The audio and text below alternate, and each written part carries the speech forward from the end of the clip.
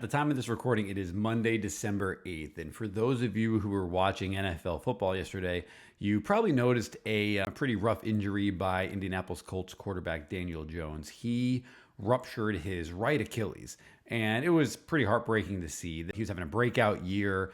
He was on a 1-year sort of prove it deal. Hasn't had the most successful career up until now. But after this great year, if he came out of the year healthy, he was due for a pretty big contract. And the Colts were having an amazing season in large part due to his success.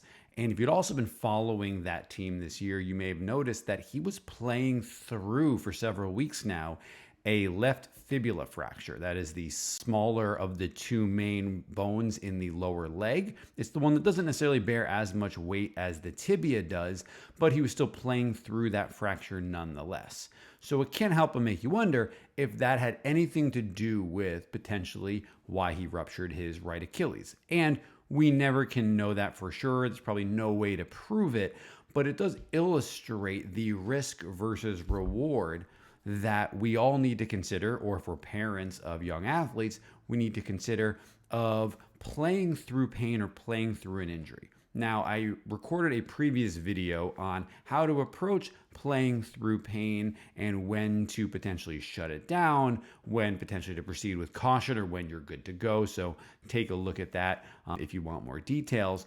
But whenever it comes to playing a sport, going into competition with an injury, risk versus reward is really what should dictate what we're going to do. Now, of course, there's certain things we're just not going to play with, right? If you have that Achilles rupture like Daniel Jones had, you're not going to be able to play the next week, of course.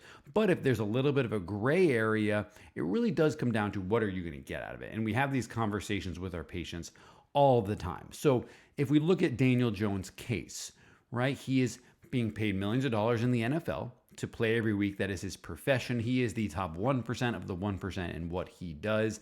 So the risk was obvious, but the reward was, hey, I could potentially take my team to the playoffs, have a chance to win the Super Bowl. Well, if you're anything like me, highly unlikely that that is the kind of reward you're going to get. So perhaps it may not be worth it if you're in a similar situation, because even though the fibula was in his left side and the Achilles was on his right, it's still a previous injury of that fibula on the left is still going to impact the way that you're moving in other areas of the body and can accumulate stress onto that Achilles to potentially increase the risk of a potential injury moving forward or potential injury somewhere else. So this is why it's really important to make sure that with any injury that you do have, that you are rehabbing from, regardless of where it is, to fully go through the rehab process with that issue, because when you return, that is when the compensations will come in if we haven't fully checked all of the different boxes. We haven't fully restored the range of motion, the strength, the ability to generate that strength quickly, and the ability to perform sport-specific movements